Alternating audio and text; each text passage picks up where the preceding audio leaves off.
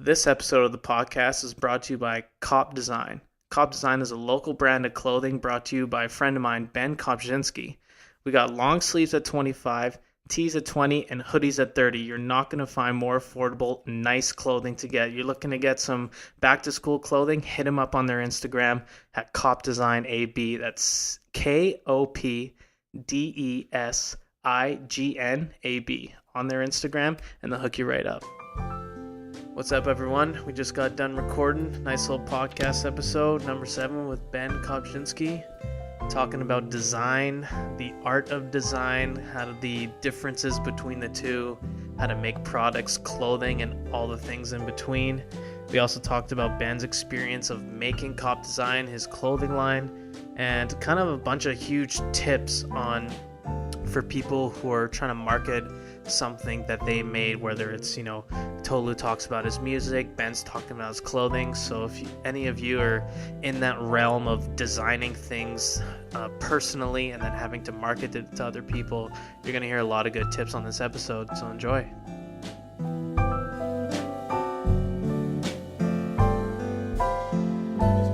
Good to go?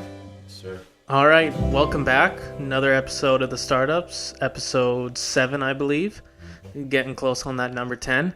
Today we got Ben Kopczynski here talking about his clothing line that he started and kind of giving us a little education on the whole art of design, clothing design, banners, murals, and all kind of things that come along with being able to have that skill. Ben, thanks for coming on today. Thanks for having me, man.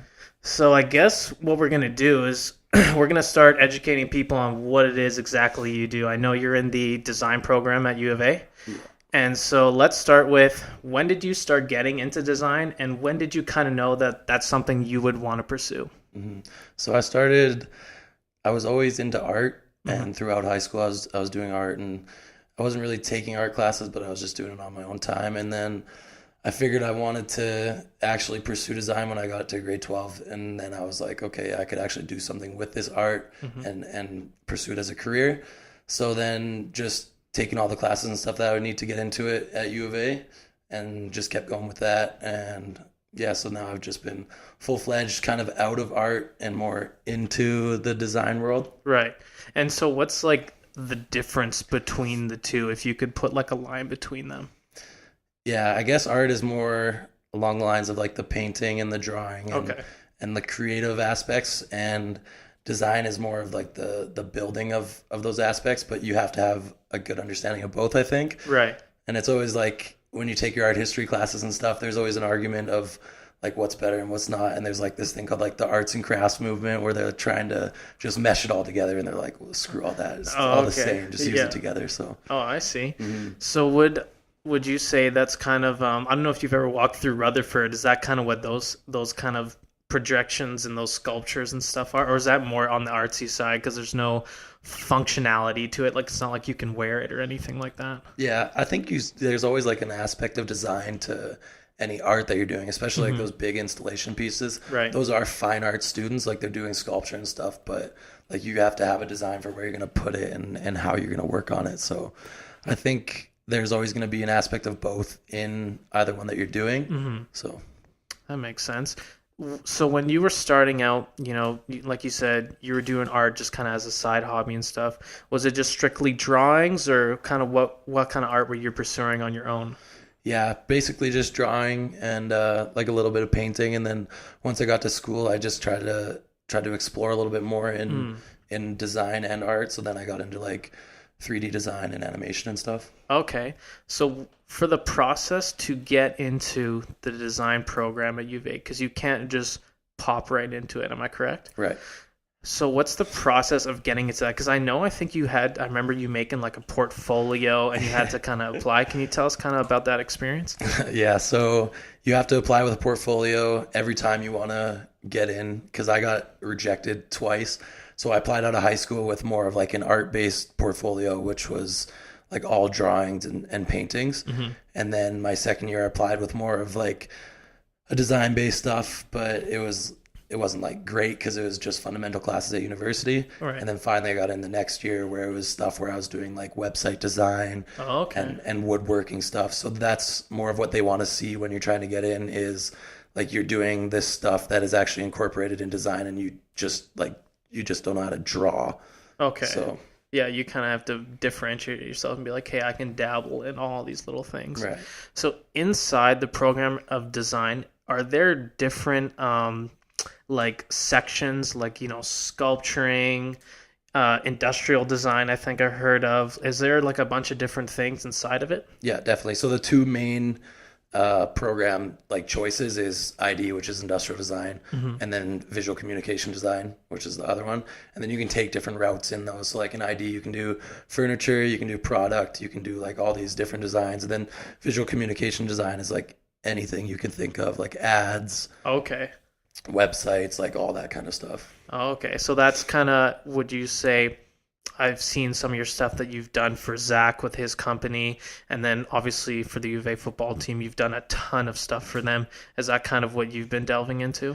Yeah, it's funny because I'm in ID, but I do a lot of graphics and stuff, which is technically more VCD, but it's the same thing like art and design. They just work together, whatever you're going to do. So Yeah, it seems to be there's a lot of melding and back and forth between these things, and they all kind of incorporate, but they probably just try and put some structure and like sections to it to guide people through the program. Otherwise, it'd be kind of hairy as to what you're doing. yeah, definitely. But it's cool because like you can kind of explore what you want to figure out.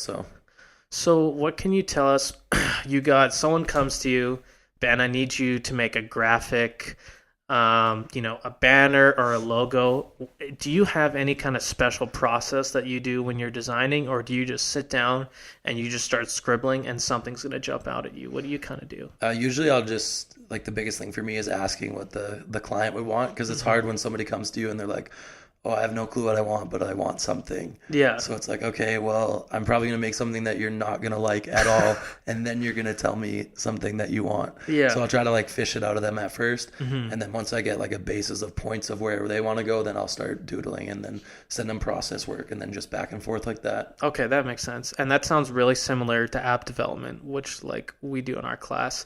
They always talk about you have to go back and forth with the customer to know exactly what they want and like be really explicit in your questions so you don't, veer off and then all of a sudden it's kind of changes into something they didn't expect. But I'm sure obviously making a logo, you can change it up quicker than a mobile application. Yeah, for sure. So you're coming into U of A, you finally got in the design program, you're starting to get your bearings. How did this idea of, hey, I'm going to start making this clothing line, Kop Designs, come about? Yeah, so me and my brother, he's the one who started with me. He got a new job. He just graduated from econ at U of C. Okay. And he got a new job working with New Park Drilling in Calgary. And he's like, man, like I like it, but he's like, I just can't work for other people. He wasn't having time working for other people.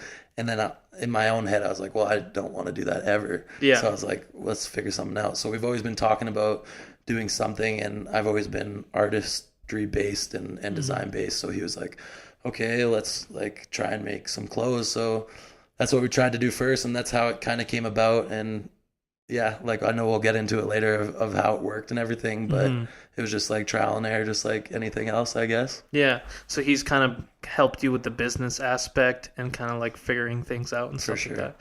Was that kind of the biggest learning curve of trying to figure out how to come about making this a reality? Yeah, both of us had no clue like how it would be and how to approach sales and stuff. Like we had an idea of what we wanted to do, but things like aren't always going to go the way you plan them, obviously. Absolutely not. Did you, when you were thinking about it, did you have anything like a specific target audience, or like how specific were you when you're thinking about it? Or were you just along the lines, I'm going to make clothes that I would want to wear and whoever wants to wear them? And then, good. Yeah, I guess it kind of started like that. So when we started back in like October last year, I was like, oh, I think these like graphics are sweet. Like maybe somebody else will like them. And then we put them on a shirt, and then those ones actually didn't sell very well at all. Oh, really? And so we had to I really thought, and going through my classes, they were kind of teaching us about this stuff. And so now it's way more based towards like a target audience of like university kids like me and like streetwear and outerwear and how I actually want to approach the whole scene, opposed to just being like, oh, this is kind of cool. Yeah. Let's put it on a shirt. And it kind of helps your brand solidify an identity. So when people think Kop Designs, they're not thinking a bunch of different graphics. You got some nice dressy stuff here and some really street stuff there. It kind of helps them when they think Kop Design, they think, that casual streetwear with like the nice simple graphics that kind of stand out. Exactly. Was there ever a point along the process when you were starting Kop Designs where it kind of hit you? Because I talk a lot of people when they're starting companies, it hits them when it's like, oh, this is a reality. Like, this is a real thing. Was there any kind of moment like that for you? I don't know if it's like hit yet, but we have been doing pretty well lately with the new designs and stuff. So I guess it's kind of like my brother and I are cluing in on like, okay, we could actually pursue this opposed to just like, oh, let's just make some shirts and sell them to our friends. Yeah, exactly. So when you're going through and you're making this thing a reality, you're trying to get it up and running, can you point out any key challenges that arose with you? Now, talk about key challenges starting the business, and then maybe we'll get into maybe personal challenges, because I know you got a lot going on in your life, school and football, so we can get into that one after. Okay. I think the biggest thing for me was realizing that some people aren't going to like it.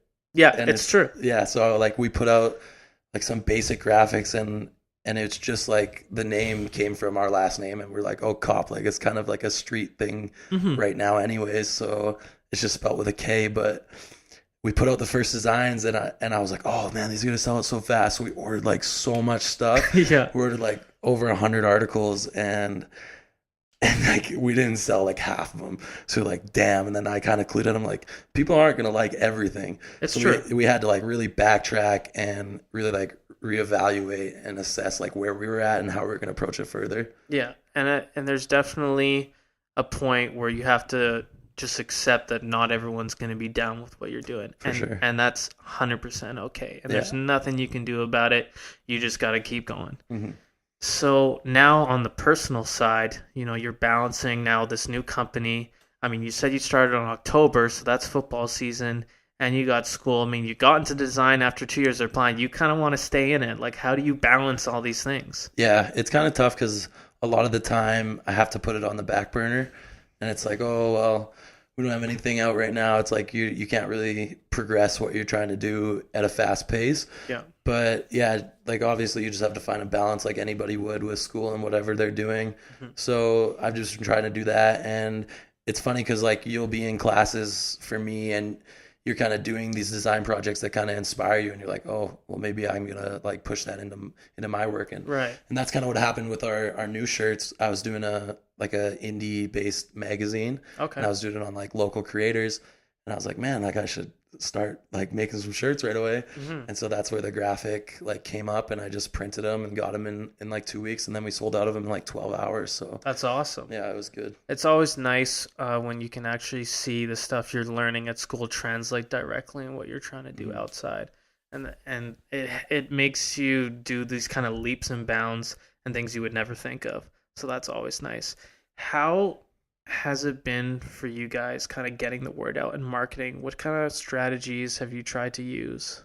Yeah, basically when we first started, we're like, oh yeah, we need a website. We need to make like web-based sales like right now. But I think that's something that you should really pursue later if you're starting a company, unless you like get caught wind of like really quick. But it's all social media based. Like all these companies that come up really quickly, it's like they're on YouTube or they're on Facebook. So we basically just been trying to sell on Instagram and word of mouth.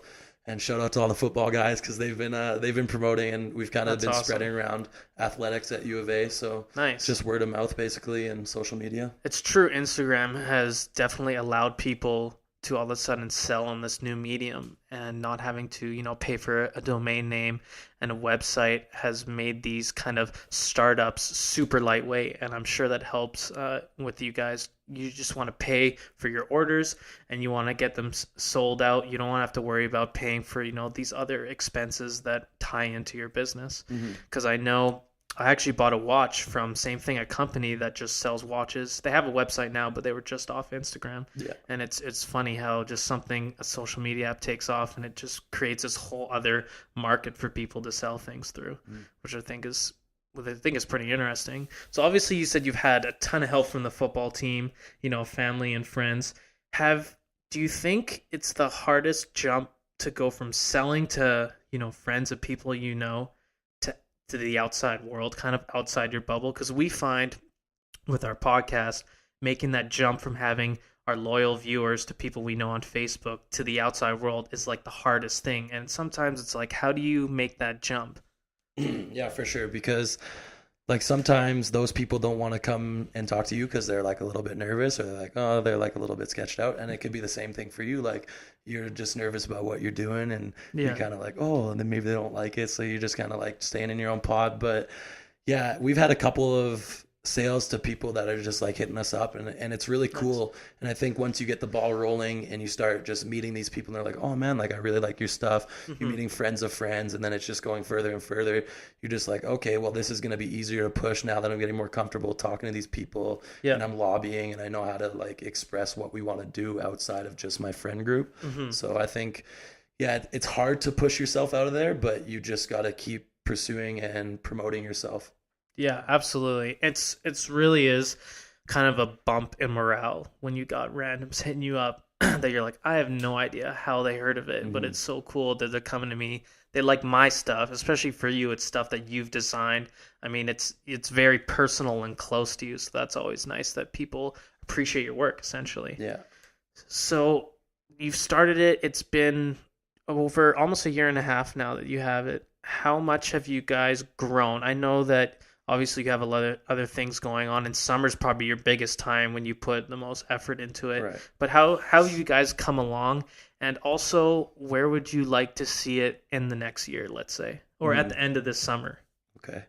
I don't know if we've grown in like popularity and product that we're putting out, but I think we've grown in knowledge for how we want to progress the company. So like I said, the first time we didn't sell all of our stuff and stuff like that. So I think just progressing the company, we want to just put out more stuff this summer and just keep working on it. And where we want to see it by the end of the summer is hopefully we're branching out to more people than just our friends, and connecting to people on different levels. And I guess like the designs that I'm making, they kind of started out as stuff that I was like, oh, this is cool. And now I'm getting inspired by like where I was growing up and like what's happened to me in my life. And I want people to like relate to that. And so that's what I'm trying to put on clothes, opposed to just like, oh, this looks super cool to wear. Yeah, absolutely. That's always nice to bring your own kind of flavor to it. And I would agree with you as you guys have grown, because I heard about it when it first came out, and now I go on your Instagram and I look at it.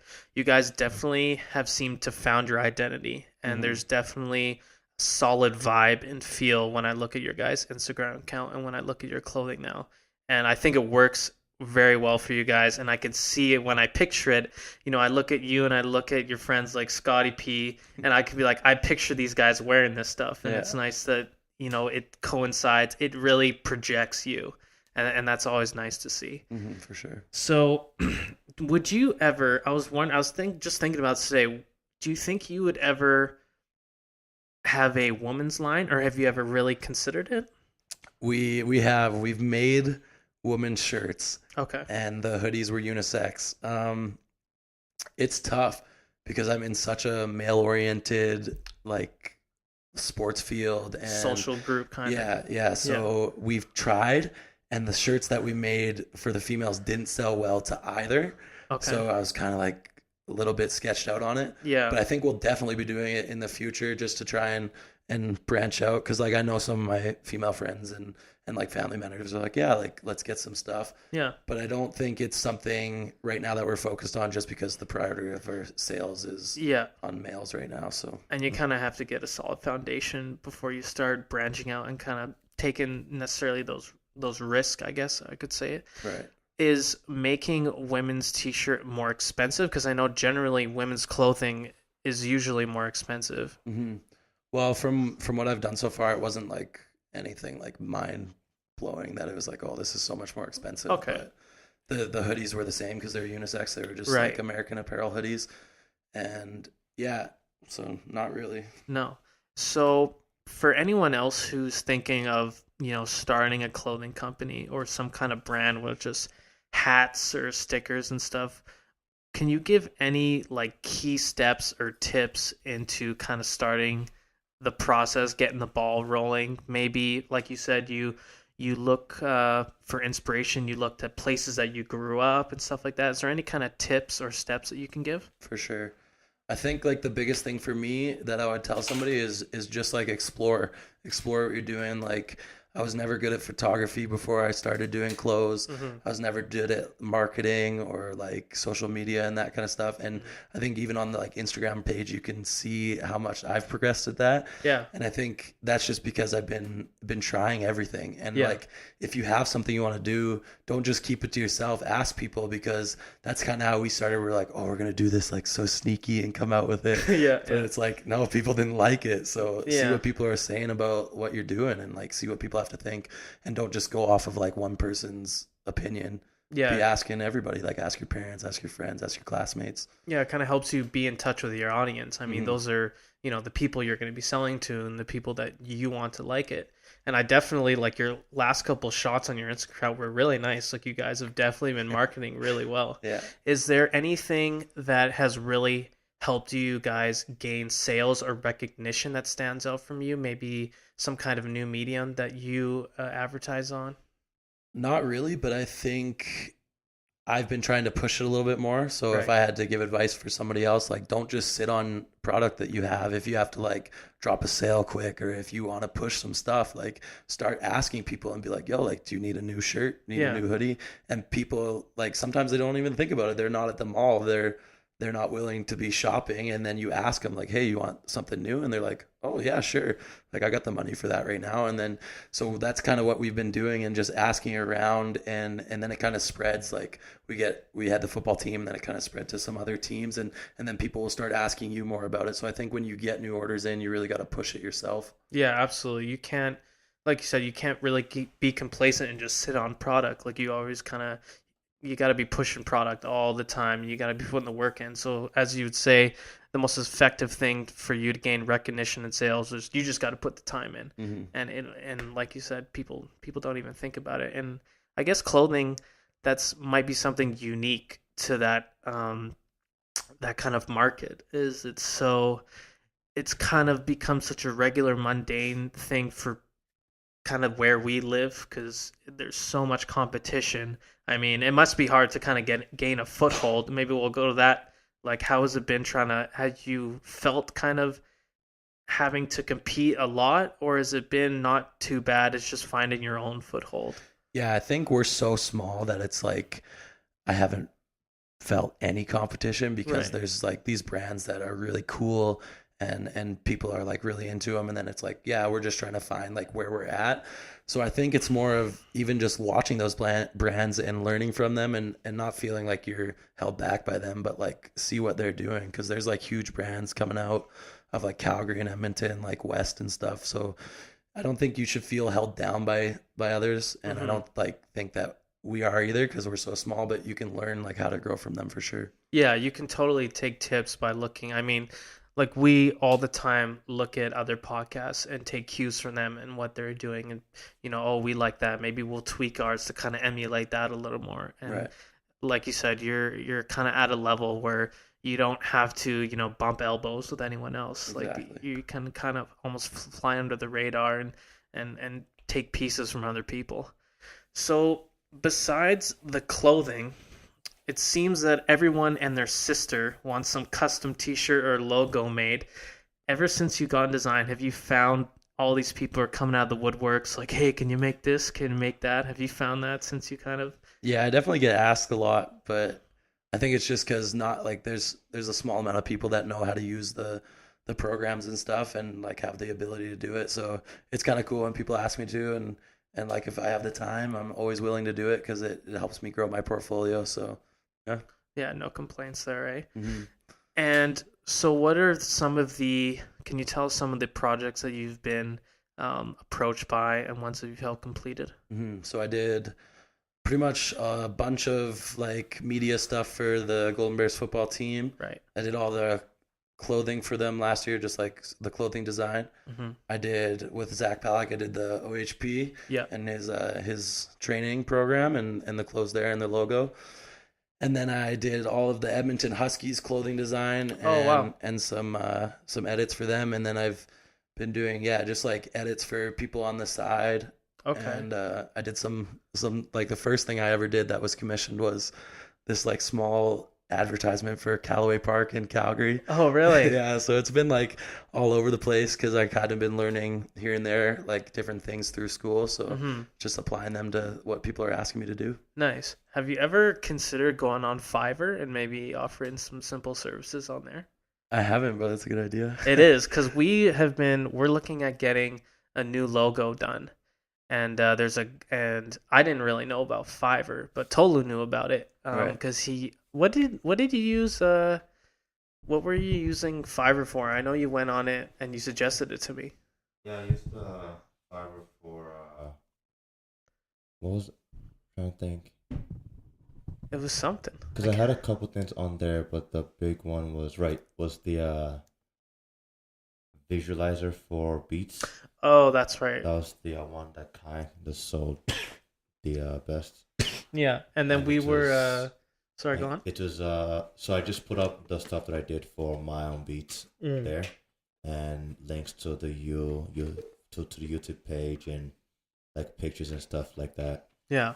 And then they also give you the option of I think it's like standard, and then basic, standard, and premium or something. Yeah. So you can say for basic I'll give you a sketch, and for standard, something more. Yeah, there's like you get a JPEG, like a PNG, and then you can get like, if you want to use it, we have to get the premium because we're going to be using it for like a business technically. Yeah. Right. So they give you like, the PNG with like the vectors and all that, and then they give you like the license to use it like commercially, I guess is what you would say. And then if you want to add because they have the set prices, but then you can say, I will get it to you in 1 week, but for $5 more, right, I can get it to you in 2 days. That's a good idea. And I mean, like the guy that we're going to help us get our new album cover,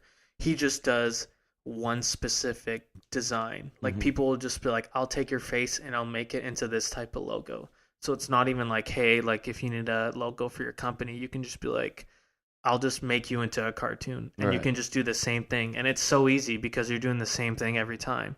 And it look, I mean, you got the skills, and you can do anything they're doing on there. So, I mean, it might be something to look into if you're looking at pulling some extra cash. I know everyone's for sure always on there looking to get some weird like anime or pixel art version of their face. It might be something to look into if you have time, obviously. It's also like $5 US, so that's like $6.50 here. Some of them can get pretty expensive. I think they're like the ones we have to get are like 20 something a piece. $20 for the premium one.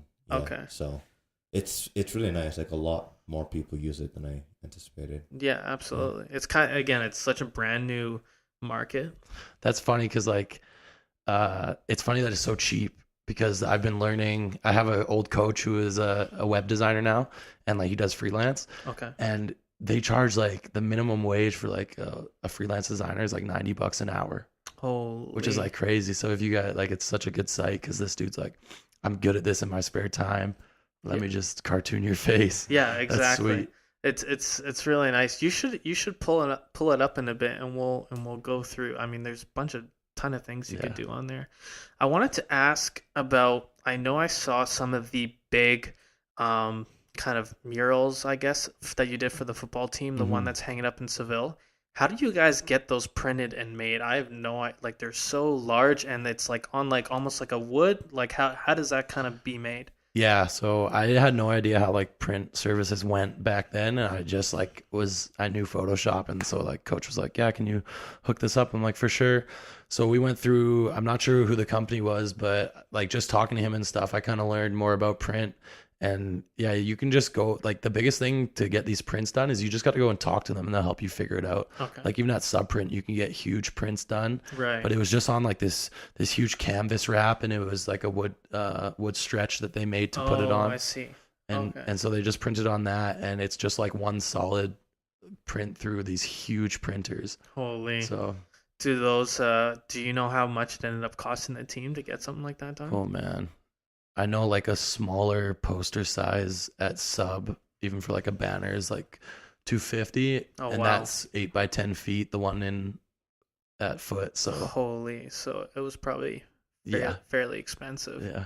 Holy, because I know, I would imagine like once you get into, there's probably so many different types of canvases, and do they? Did the place that you got it printed at, did they provide the sheet, the wood as well, or was that kind of? Yeah, they made the whole Mhm. canvas and everything. And where you guys get your shirts printed, is Mhm. that do you order it, or is it somewhere local that you kind of go to? It's this man named Steve Thrall, who was a Bears alumni, who I met at our golf tournament. So shout out to him. Oh, nice. And I'm not sure if I think he's a manager of, it's called Office Co. and it's out of Edmonton. Okay. We were printing out of this place out of Calgary, but they were kind of crappy. So Okay. I met him and he's been awesome to us. So if anybody needs stuff printed, they do like anything. They're like huge school supplier for Edmonton schools. They Oh, do nice. clothes, like pretty much anything. So if you want to hit them up, Office Co. We were thinking of eventually just once we got our new logo made, we kind of wanted to throw it on some hoodies or something just to create a little brand awareness. And I think usually the smallest batch size you can do is a dozen from those places. Usually, is that correct? Yeah, you just have to, it depends on like the garment, but you just Okay. gotta ask. Okay, because we wanted to, and then just give it to like a close group of people, and then just kind of help it kind of Yeah, get the for brand sure. out. Has that helped? Getting it out there, giving guys on the football team stuff they buy it and they're wearing it around. Has that definitely Yeah, helped you kind of get it for out? sure. Because like I'll give it to some of the like the first year guys will buy it. They go back to Lister, and then their Okay. friends see it. They're like, oh, and it's like relatively cheap compared to some other stuff. Oh, 100%. So yeah, it just kind of spreads around, and their friends will hit me up, or they'll just tell the guy on the team like, "Oh, get me this." So Mhm. so it's been big for them helping me, just spreading the word about it for sure. Yeah. So, is this something you think once because I would imagine you're going to want to carry this through your university career. Mhm. Can you see yourself putting a full goal attempt in this once you graduate? I think for sure. When I came out of high school, I was like so dead set on shoe design. I Yeah. was like, man, I'm gonna do shoe design. It's gonna be so sick. And then I kind of backtracked, and I was learning through all these classes and stuff. And then I was like, man, clothing is sweet because like it's a necessity. Like everybody needs it. It's true. And everybody's gonna be buying it for like ever, I would assume. Yeah. And so I think like going through the printing process and selling it and everything, I can see myself doing it for sure, or doing something like that where I'm having a business of creating things that I want people to be expressive with. Yeah, absolutely. Mhm. Shoe design seems like something that would be really complex. Is that kind of why you kind of stepped back from that idea? Yeah, it's crazy because this girl named Erin Cochran who went to U of A, she like specialized, she was an ID student, so out of my program, Okay. and everything she did was like related to shoes in any of her projects, and she got hired by Nike like right away. What? And so I was like, oh, this is so sick.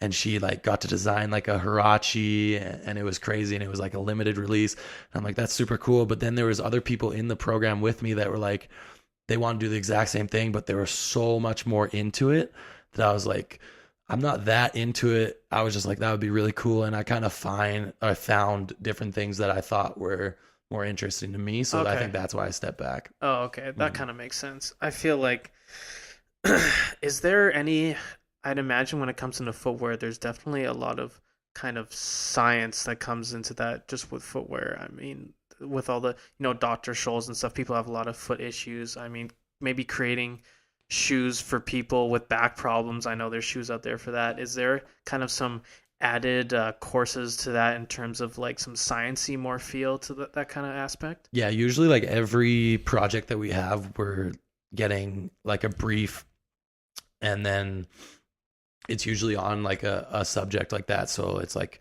okay, you have to make this like new handle for something, but it's got to be for like the elderly who have limited mobility in their hands. So we're always thinking about different ways to like work around things. Like you got to make this out of recycled wood, or and I think that's such a huge thing in design right now, because the world is going to have to move into the like matter that we're going to have to use recycle stuff. We're going to have to repurpose everything. Right. So like every project we have to think about things like that. Okay. So there's that whole aspect of, reusable materials, and that's a very real thing that you guys have to think about when you're designing things. Well, I didn't even think about that, actually. That's a good point. Yeah. Do they provide you with the materials to do your projects at the U of A? Not usually. You gotta buy it, but okay. It's weird because like everybody is usually doing something so different, even though it's the same project, that they could never tell. Okay, that makes sense. And so is that kind of like your version of textbooks? Yeah. Yeah. Okay. So that makes sense. It's not like it's an added thing onto you guys. And do they kind of implore you to kind of seek out? Do you get extra brownie points for like this is all like recycled material and stuff like that? For sure. Like it's definitely a huge thing. Oh, okay. I guess they don't give you brownie points, but it's like if you can figure out something and how to do it like that, it's just like going to help you in the long run, because that's what everybody's looking for now. Right. So for your program, I know a lot of programs have like capstone courses. Are there any that you know of where it's like, okay, this course is just you do whatever you want and like come out with a big piece before you graduate? Is there anything like that in design? I guess you kind of work up to it. So you take like your fundamental stuff, and it's based off this school called the Bauhaus out of Germany, which is like the first design school, and that's how we do it. So you take like a year of, it's like open studies of design. So you're figuring out what you like to do, and then you progress every year into more specialized stuff. Okay. So right now I'm learning 3D design and like VCD, and then next year you go into even more specialized. So you do like, you could choose furniture, or you could choose product. So yeah, I guess you choose from there, and then you kind of learn from all these places. You can pick and choose what you want to do in the future. So is there like if you go into product, you said that's one kind of specialization. Can you do like stuff like kids toys and stuff like that? Do people kind of do that? 100%. Really? Yeah, you can do like anything. Is there are there some general ones that a lot of people seem to do? Is there like some really commonalities that you see? I don't think so. Everybody is so different on the approach they take because they're inspired by something else. Like one of our professors is like a crazy good graphic artist, and he does like toys and stuff. Oh, and damn. Then we've got like people who do like crazy furniture. We got app design. There's just so many different routes that I don't think people really are doing the same thing, even though they're taking the same like furniture class. Like somebody could be making a table while the other person is making like this coat hanger that's like a retractable TV, just like crazy stuff. So that's kind of sweet. Yeah. It's that probably makes it super interesting. Like, do you guys have to present your projects? Yeah. So it's probably nice to see like what everyone else is doing, because they're all going to be so different. Yeah, and like sometimes you just get so inspired by somebody else's work, you're like, oh, next time I want to like try something like that. That's sweet. Tolu, you got any questions for the man in terms of design? No, not really. I feel like you've done a pretty kick-ass job of breaking it down. I'd say, I don't know, like I'm hearing what you're saying, and I feel like it's applicable to not just, clothing businesses, but like Brandon was pulling stuff with our podcast, and keeping stuff in mind for my music and beats and things like that. Oh yeah, that's right. Yeah, where like with knowing what the customer wants and getting feedback, and also working on something underground and just kind of cooking that sauce, making it real nice, and then releasing it. And everyone's like, yo, that was kind of whack. Yeah. So you don't want to be the only one, hearing your stuff. You want to, in some way, shape, or form, get feedback. And I really like the little, the listed thing you have going on. So I feel like you just kind of place it on, the cool kids and just send them out. And they come back like, my friend wants one, I want to. Blah, blah, blah. I So definitely. it's like football squad, people, blah, blah. And then he asked you, do you feel like you've grown or blah, blah in the little time you've started? And you said the biggest thing you'll learn is kind of self lessons. Mm-hmm. And I feel like that's such a big thing today, where people are like, okay, I'm starting this, then I'm giving 110%, and there better be some goddamn results, otherwise, peace. Yeah. Whereas it's like, okay, you need to sit down, chill. Other people are not your competition at first because you're a rookie. Learn. Mm-hmm. And learn where the experience is, and then when you get to that point, you can start building from there. So you're a pretty cool guy, man. Oh, thanks, bro. I definitely once I get that first paycheck in summer, I want to hit you up for some clothes. You got it. We gotta have some. Also, it's so true, the point you just said about you're cooking up something underground and then you come out with it, and not everyone's kind of into it. It was kind of the vibe some of the guys felt when we had our first episode, Right. because it's so night and day from what we do now compared to that first one. I mean, we've only been doing it for 2 months, but it's grown exponentially, and it was definitely almost a little demoralizing. Like, some people weren't all too hot on it. Mm-hmm. But I definitely tried to just be like, you know what? Like, not everyone's going to like it. Mm-hmm. I'm not necessarily doing this for other people. I'm kind of doing this for myself because we thought it'd be fun. And, someone out there is going to enjoy it. I mean, we're getting downloads from like Serbia and like the UK. Yeah. So it's kind of cool to see it branching out and people are taking a like to it. And not everyone's into podcasts. I don't know if you've ever really listened to podcasts beforehand. But it's kind of cool that we're kind of the gateway for people to get into something like this. Yeah, for sure. And there's such a fine line between you want people's feedback, but you also need to know not everyone's gonna like what you put out there. Yeah. And I feel like, especially with the first episode, it was like there was some feedback we got, and we're like, I don't know if this guy really understands what podcasts are. Yeah, and that's true. All the ones we got, they were like, okay, I can see how that can fit in with what we're trying to do. Yeah, like you have to separate the constructive Yes, from the exactly. uneducated. Yeah. Have you ever had some of those advice come in? You're just like, that might be true what you see, but it doesn't really apply. Like, have you kind of like been they will able? sell onesies for sure. Like, stop that hoodie.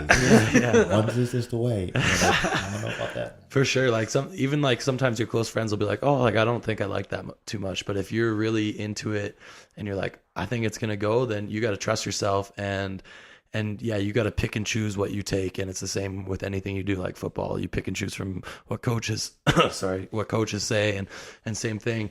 And I think it's a big thing. Like, you might not know where you want to go with what you're doing. Like, sometimes we're like, oh, we should do this completely different thing instead, me and my brother. And it's like, you gotta try. So you just gotta go out there and see what people think. And even like doing this and talking to anybody about my clothes, like, sometimes I get nervous talking about it because you're like, oh, you might hate it. You feel like you're being judged on the spot. Yeah, 100%. but it's so good that you're talking about it because you learn so much about what you want to say and how you want to go about it. Yeah, and it's true to branch off what you said earlier. You get more comfortable, and then you almost get like, there's a few key things when you're talking about it. You always say those things because it really gets the point across as like what you're trying to do. Yeah. And it's the same thing for us. We really when we were looking about how to start this, they say, find your niche, and I'm sure they kind of talked to you. You thought about that with your clothing, right? You got to find your identity, where you're going for more like the casual streetwear, and you can't kind of get too crazy with it. And that's basically why we trying to hone in on our second episode on, is we needed to kind of close it in on kind of a niche thing. Yeah. Another thing too that I want to say was doing something, like being creative and having stuff, that's your idea, and working on that.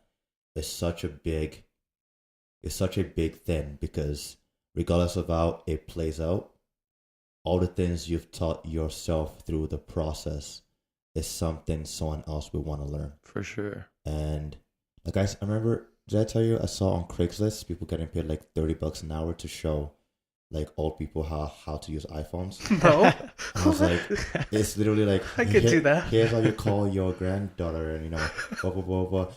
Like $30 an hour. I'm out here, slinging $12 an hour doing a real man job. But yeah, like anything there's someone that wants to know it, and when you put in their time, and you already have your school assignments, and you could just be like, screw it, this is what I'm doing for school, and I'll focus on that. In the summer, I'll kind of dilly dally and try to do my own thing. But like when you said you learned this concept in class, and you were like, wait, something dope I can apply that to with my shit, and then you put that on like on your stuff too. Yeah. And it's like this, everything. I mean, that's pretty much what this podcast is about, is kind of promoting people, who are creative and doing their own thing. And yeah, have you ever used any of your clothes for your classes, or your designs for your clothes? Yeah, actually, my final project right now is like it's your own take on visual communication design, which is just a class that I'm in. And I'm doing this thing called Local, which is like, it promotes local creators. And so I use my clothes and like friends' clothing that are in the program, and just and how I would promote it. So yeah, I've used it for class, and then I've used things from class for it. So it's just hand in hand. That's sweet. Have you ever found days where, let's say like the situation, you've learned something in class and it's totally applicable to what you're doing, that you could be, you got some other assignments, but you're like, screw it, like I just want to work on my clothing line right now. Have you had days like that? Oh, for sure. Sometimes you just gotta do what you gotta do. Yeah, because when the inspiration's there, you're just like, I have to do this now, because the drive might not be there later. Yeah. Because there's definitely days where I should have been doing math, but I was doing the podcast, and I was trying to set things up for it. Yeah. Have you ever? Sorry, go on. It's funny because like in my program, when I first got there, like, oh, make sure you always carry like a sketchbook or a notepad, and I was like, that's so stupid. Like, why am I gonna carry that? And now it's like, oh man, like I gotta draw this like design I got in my head. So it's like if you have something that you think is gonna hit, or if it's just like in your head, put it down and think on it and talk about it. I've definitely gotten the habit of writing things down right away when I have an idea, and just typing things out, because you never know, like, I don't know how many comedy bits I've made in my head, and I just can't remember any of them anymore, because I just did not write them down whatsoever. Yeah, for me, it's like I'll have like a piano line in my head. And that's usually like how like all trap songs start. So it's the one line that keeps going, and you kind of build off of it. And I'll be in the bus. I remember one day I was on the bus, and I was working on this thing, and I had like just a block for the longest time. And I just started coming on the bus at like 1 a.m. on the bus home. And the bus driver dropped me off like in January. I thought you were going to say bus drivers dropped this beat. The bus driver dropped me off, and because I was like, if I take that 10-minute walk home, I'll forget it. So I was literally there in the cold on my laptop, just kind of trying to make sure like I had it exactly how I was. Just there for like 10 minutes. No just way. In the cold, just like dun, dun, dun, dun. Getting it all set up. And it's like, again, so many things so many feelings you'll get when you're working on your own stuff is irreplaceable. It's not the same as figuring out an assignment homework, because you're like, oh, thank God I'm gonna get a B or whatever, C on this assignment. Yeah, like it's done. But when it's your own stuff, it's like, this is something I can work on. This is a great foundation to just go off on, and you really want it to succeed. I mean, you have like you have a certain level of realism that you're like, this probably won't go viral, but I still want it to do well. Yeah. I know. Oh no, I forgot what I was gonna say. I had something applicable to that until it just slipped my mind. You want to start rapping? Oh yes, no, no, not that. I remember, and I don't know if anyone told you this, but when you're starting, a business, when Tolu was starting his music channel, with his buddies, whatever, and he was talking to people, and they're like, "Yo, that'd be sick! Like, people are gonna love your shit." I was trying to be very real with him and saying, don't look for any nice numbers till like 2 years in. Yeah. Because I think people really they get on the hype train when they're starting it, and they think it's gonna blow up and be sweet, and they want it to. Obviously, you want it to be successful, but you have to be real with yourself and be like, "This is gonna be a work in progress. This probably is not gonna blow up and be amazing right away." Did you have anyone kind of like punch in some realism for you when you were doing that? When you're starting it up? For sure. And I think we kind of did it to ourselves with like the first order. Okay, and we're like, we didn't sell all of it. So I think, like you said, you gotta like hold yourself back and be like, it's so hard to make something that's gonna go viral, like just like this. And usually it's by accident. It's so fluke. Yeah. So if you're like trying to do that, it's probably not gonna happen. So stick to what you like, stick to what you think is gonna be cool and what you want people to see you do, like whether it's music or clothing, like put something out that inspires you and you think people will relate to, and not just something that like, oh man, everybody's gonna buy this because it's so cool. But that's totally good advice. Like, you need to understand, if you're gonna kind of go on an endeavor like that you have to have a certain level of personal commitment. You can't just expect it to take off like a one-hit wonder. It's definitely going to be a process, and you're going to grow so much. Like you have doing your process of getting your business up and running, what we've been doing with this podcast. I mean, most of your first couple years of business is going to be more personal lessons than anything that I think we've all can kind of relate to. And it's funny because like we were gonna do this episode like a couple of weeks ago, but we just got busy and whatever. Yeah. And I'm kind of happy because that order came in, I think last week, and I sold out. And before I was like, man, like I don't know what I'm gonna say. Like we're still learning and still so small. But even just like that process of those couple of days, you just learn every single time you do it. So I was like, I can talk about so much more now just because I figured some things out. Yeah, that's perfect. That's awesome. And I of course, this summer you're gonna probably put in a ton of work, and we'd love to, have you back on and talk back and see how you guys have been growing once summer hits, because I know your clothing's more geared towards that kind of season anyway. So we'll see how you guys are growing. And obviously people are working now more so in the summer than school year, and they'll have cash to throw around in the whole back to school. Do you guys have any like peak seasons, like the back to school kind of stuff yet, or is it kind of I don't think we've released like consistently enough to say. Okay. So it's just been like all over the place. So there might be like, do you think you consider some timing it in terms of things like Christmas and stuff? 100%. Yeah, that'd probably be things. And it's like we still have so many things that we want to do, like just like different pieces of clothing we want to get, or just branching off into like backpacks and stuff. And like I love to do bike design. Like I like to create bikes and stuff. So there's just like different paths that we want to explore further. So that's exciting. That's cool. We're excited to see what you got coming. I definitely feel like we're going to be repping some Kop Design swag here at startups. For sure. Have you only sold to people in Edmonton, or? I just sent a package out to my buddy George in Toronto. Nice. And we got a couple in Manitoba, some of my old roommates. So solid. It's starting to spread a bit. Some in Calgary. So nice. I know I'll be going to a BC. Yeah. And them BC kids love that nice hip shit. So. Yeah. And you always dress so bougie, so that they're looking at Tolu. No, so I'll definitely rep.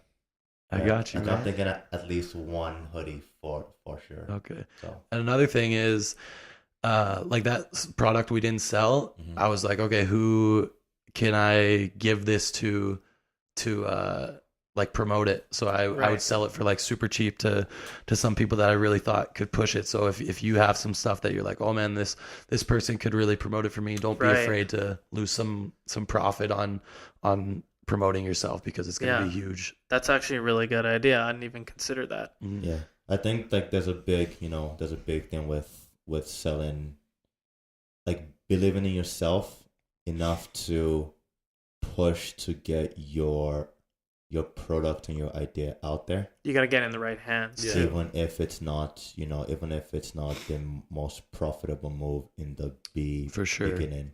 For sure. And what you said about the whole, being real with your stuff as opposed to just trying to push what you think will sell. It's such a key thing because I know people who started with whatever they were working on. It didn't blow up, but there was like some big company or whatever that was like, I like what you're doing and it's original. I want you. And they wouldn't have gotten that if they were, just trying to put out, oh, this seems to be selling. I too will put out tie-and-dye stuff. Oh, that's working now. Okay, I'll put out this stuff too. And the same thing with like beats. It's like, okay, I think everyone is doing trap and it's lasting about 2 minutes long. And there's a big cut. I'll do that too.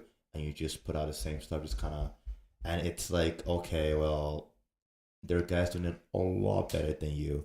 Yeah. So maybe like there's something to owning it. I find it hard personally with like, this is what's, banging now. I feel like it's hard to not buy into it a little bit. Right. And I, in terms of music, it might be different because if I see something that's killing now, I approach it like from an educational like point of view. Like, oh, this is cool. I'm not really good at it. I would like to try to make a beat like that just to expand my horizons. But it's not quite the same as just kind of picking up other people's scraps and trying to mooch off that because again, you're you, and that creative stuff is what makes you unique. And even if you don't blow up, people will be attracted to that, and that could be the way that you get hookups and stuff. The other local, I think it's local brand of clothing that I know is called Apollo. I've seen some. Do you know anything about that? Who started it? I don't know much about them. The biggest like one that I know about is West out of Calgary, and then there's like Olay Originals, which is a big one that does like just shirts with designs of different cities in Alberta. But big things that you can go to if you want to do clothing design is like the Make It show, which comes to Edmonton every year. It's in the Butter Dome. And sometimes I think you got to pay like a bit to rent out a booth there, but you get huge exposure. Nice. And like go to those craft shows and stuff. There's like the, I don't know. There's one in the summer. It's an arts and crafts show, and it's big. So like research those, get into them. Yeah. Have you guys taken your stuff to any of those yet? Not yet, but we will be in a store in September next year. We'll be in Built in Kingsway Mall, which is through my program, the design program. They open a store for us and we can sell stuff in it. Wicked. So check us out there. And then we'll be in there again right after Christmas next year. So we'll be in there for a couple months. That's awesome. I was just going to ask you too, if you're considering getting into stores. Is that something you guys kind of want to get into as well? Yeah. I think once we grow a little bit more, we'll pursue like actual stores, but this is just such a cool thing that my program puts on. Absolutely. And just lets you just like sell in there. Yeah. So it's awesome. That's awesome. And like, I don't know if I should really plug it, but like I think they accept random sometimes. So. Oh, really? Yeah. So if your shit's good, yeah, just dive right in. Yeah. So I think that's all the time we have. If you want, you can plug anything you want right now. Let people know how to get in touch with you if they want to get your stuff. Also, maybe reiterate when your stuff's going to be in that store as well, if people want to pick it up. Yeah. So we'll be in Built in September in Kingsway Mall. Check us out on Instagram at Kop Design AB. We're going to restock these long sleeves that we just got in like 2 weeks. So if you want to hit up one of those, for sure do it. And shout out to all the sponsored athletes that we have. Scotty P and Ben Paz. Absolutely. Just some of the boys that have been promoting it for us. But yeah, thank you so much for having me. It was sweet talking to you guys. Absolutely. We always love doing these interviews, and I know I personally learned a ton about design and stuff, and it was something I was always interested in, and I'd love seeing your stuff, and I was just like, how the fuck did he do that? Like, I don't even understand. So appreciate you coming in, man. For sure. Awesome. You're a nice guy. Thanks, bro. Awesome, dude. So that was great. Thanks for coming in.